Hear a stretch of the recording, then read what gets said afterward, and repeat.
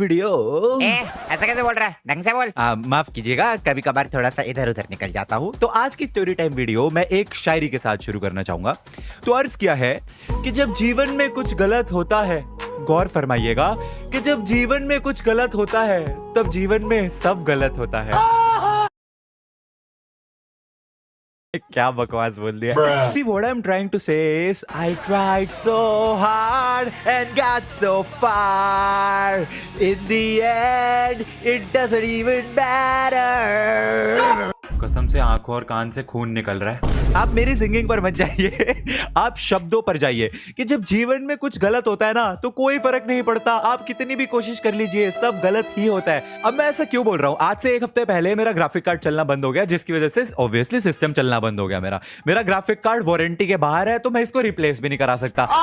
नया graphic card मैं अभी ले नहीं सकता क्योंकि भाई लॉकडाउन की वजह से प्राइसेस 3 गुना हो रखे हैं। जो 1.25 लाख का ग्राफिक कार्ड है वो 3 लाख रुपए का मिल रहा है। नॉर्मल बिना ग्राफिक कार्ड के भी जो इनबिल्ट ग्राफिक कार्ड होता है इंटेल एचडी वाला, उस पे सिस्टम रन कर रहा था मैं, तो उसमें भी स्पार्क हो गई, वो भी चलना बंद हो गया। इसके बाद मैंने अपना पूरा का पूरा सेटअप अपने पुराने वाले सिस्टम पे कनेक्ट करा कि चलो टेम्पररी टाइमिंग पुराने सिस्टम पे ही काम चला लेते हैं। उस पे मैंने डीएसएलआर प्लग इन करा तो भाई डीएसएलआर भी नहीं चल रहा। साला ये दुख का खत्म नहीं होता बे। अब तुम सोच रहे होगे कि मैंने तुमको ये सारी फालतू की बकवास क्यों बताई। ऑब्वियसली आज की स्टोरी से इसका कुछ लेना देना है ऐसा तुम्हें लगेगा, बट नहीं, ऐसा कुछ नहीं है। मुझे बस थोड़ा सा रोना आ रहा था तो मैं फालतू में रैंट कर रहा हूँ।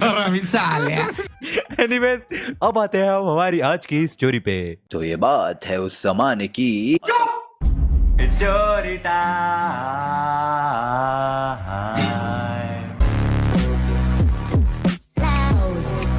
होगा आज से कई वर्ष पहले एक ऐसा वक्त था जब इंसान बाहर घूम फिर सकते थे। हम हमेशा से ऐसे अपने घरों में कैद नहीं थे। जी हाँ, ये उस समय की बात है। तो 8 बजे ना रात को मेरी बॉक्सिंग की क्लास हुआ करती थी एंड 7:45 पे मैं अपने घर से निकला और मैं नीचे गया। गेट पे मैं पहुंचा हूं एंड वहां पे गेट कीपर जो है हमारे अपार्टमेंट का, वो मुझे कहता है कि अरे भाई यार, वो वहां पे बाहर बच्चा एक खड़ा हुआ है, तुझसे कब से मिलने की कोशिश कर रहा है, जा उससे मिल ले। तो मैंने देखा अपार्टमेंट के गेट के बाहर एक लड़का खड़ा हुआ था। मेरे को देखते ही वो लड़का ऐसा भागते आया और ऐसा आके मेरे को हक करके, थोड़ा सेंटी सा था यार वो लड़का।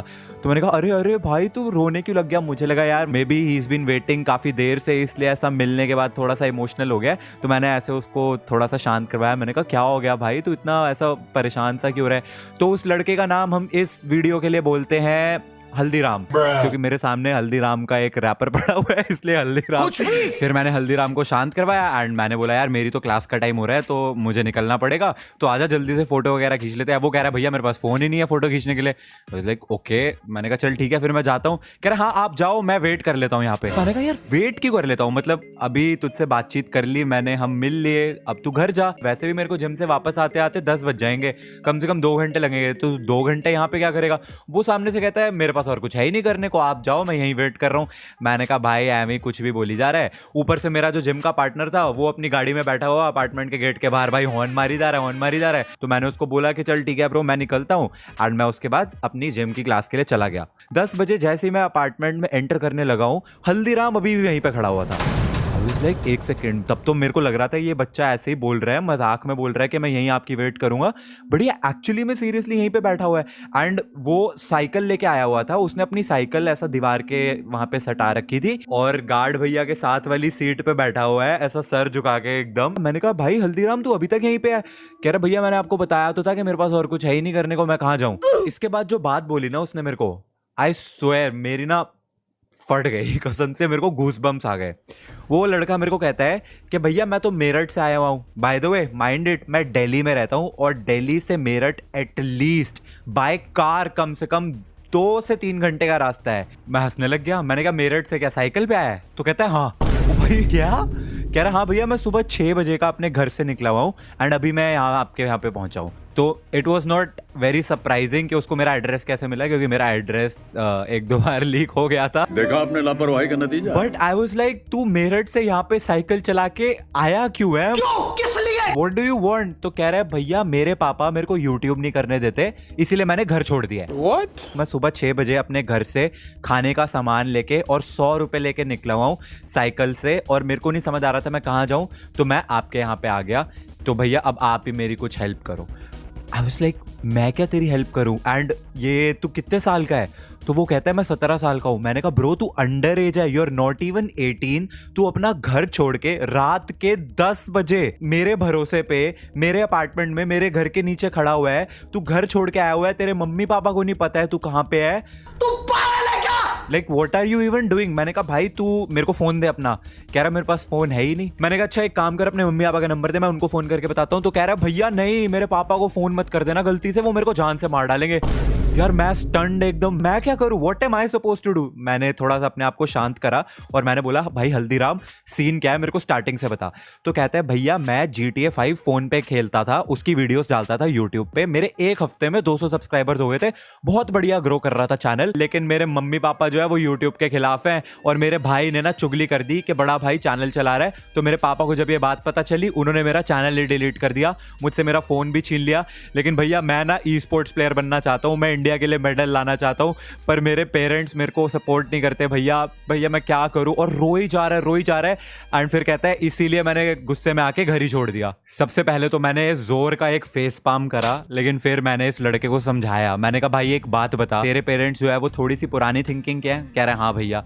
मैंने कहा देख, तो अगर तू उनको एकदम से ये बात बोलेगा कि मेरे को यूट्यूबर बनना है, वो भी तेरी स्कूल लाइफ के सबसे इंपॉर्टेंट ईयर में, 12th क्लास में है तू ब्रो, इस टाइम पे आके तू उनको एकदम से बोलेगा कि मेरे को यूट्यूबर बनना है, भाई कैसे मानेंगे? कोई भी पेरेंट्स कैसे मानेंगे यार? 12th क्लास में अच्छे नंबर लाके दिखा, पेरेंट्स को खुश कर दे, उसके बाद जब तू कॉलेज में जाएगा, हॉस्टल में रहेगा, तब बनाना वीडियोस, तब तेरे को कौन रोक रहा है? ठीक है, अगर उनको लगता है तेरे को पढ़ाई पे फोकस करना चाहिए तो डू दैट। पेरेंट्स को अपने कॉन्फिडेंस में लेना। जब मैंने अपनी जॉब छोड़ने की बात करी थी और मैंने बोला था कि पापा मैं इतना अच्छा पैकेज वाली जॉब छोड़ के मैं यूट्यूब करूंगा, मेरे पेरेंट्स भी नहीं माने थे। आज वो मेरे को सपोर्ट करते हैं क्योंकि वो विद टाइम चीज प्रूव करी मैंने उनको। बट स्टार्टिंग में मेरे पापा ने भी मेरे को डांटा था। उन्होंने तब मेरे को एक बात बोली थी कि तू इस चीज को पार्ट टाइम कर and with time may be ये तेरा फुल टाइम बन जाए। चीजें प्रूव करनी पड़ती हैं, चेंजेस धीरे धीरे लाने पड़ते हैं, एक रात में चेंज नहीं होता। इतिहास रातों रात नहीं बचा जा सकता। उसको मैंने लेजिट एक घंटे तक अपने गेट पे खड़े होके, मेरे मम्मी का फोन बजी जा रहा है एंड मैं उस लड़के को 1 घंटे तक लेक्चर दिया।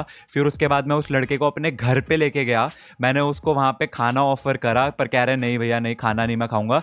उसके बाद मैंने उसको थोड़ा बहुत स्वीट्स वगैरह खिलाई, उसके बाद मैंने उसको पैसे दिए एंड मैंने प्रॉमिस लिया उससे कि तुझे मेरी कसम है अब तू सीधा बस में बैठेगा एंड घर जाएगा। लेकिन फिर मैंने उसको पूछा, मैंने कहा यार एक बात बता कि तू अगर अब घर जाएगा तो तू घर वालों को क्या रीजन देगा कि तू कहां था सुबह से? तो कहता है भैया वो कोई टेंशन नहीं है, मैं एक काम करूंगा, मैं अपनी साइकिल कहीं पे फेंक दूंगा और पुलिस स्टेशन चले जाऊंगा और वहां पे जाके बोलूंगा कि मेरे को किसी ने किडनैप कर लिया था, बस फिर आराम से पहुंच जाऊंगा घर। कितने तेजस्वी लोग हैं हमारे पास, कितने शानदार विचार रखते हैं जी। ये 17 साल का लड़का, इसकी सोच देखो कहां पे चल रही है। उसके बाद पैसे लेके वो जाने लगा तो मैं उसको बोलता रहा, मैंने कहा भाई अपना नंबर दे दे, एटलीस्ट मेरे को एक ये तसल्ली तो रहेगी कि तू घर पहुंच गया कि नहीं, तुझसे पूछ तो सकूंगा। बट उसने अपना नंबर नहीं दिया भाई। कह रहा है नहीं भैया अगर मेरे पापा को भनक भी लग गई ना कि ऐसा कुछ हुआ है तो फिर तो मैं कभी घर नहीं पहुंचूंगा, मेरे को जान से मार देंगे वो। मैंने कहा चल ठीक है। मैंने उस लड़के से एक वीडियो भी रिकॉर्ड करवाई जिसमें वो बोल रहा है कि वो अपनी खुद की मर्जी से खुशी खुशी मेरे घर पे आया था, मैं उसको जबरदस्ती नहीं लेके आया और मैंने उसको बहुत ही प्यार से वापस रवाना कर दिया था। क्योंकि यार कल को अगर वो लड़का अपने घर ना पहुंचे या फिर घर छोड़ के भाग जाए तो पुलिस तो मेरे पास ही आएगी ना, कहीं ये तेरे साथ देखा था इसको आखिरी बार, तू ही है किडनैपर। तो मैंने ये वीडियो रिकॉर्ड करी थी but I will blur his face उसकी प्राइवेसी के लिए। जब ये चला गया उसके बाद मैं अपने पापा के साथ डिस्कस कर रहा था तो पापा और मैं यही सोच रहे थे कि शायद वो लड़का ना झूठ बोल रहा था कि यार मेरठ से साइकिल चला के आना कोई आसान बात थोड़ी ना है, मुश्किल भी क्या, पॉसिबल ही नहीं है, तो शायद वो झूठ बोल रहा था।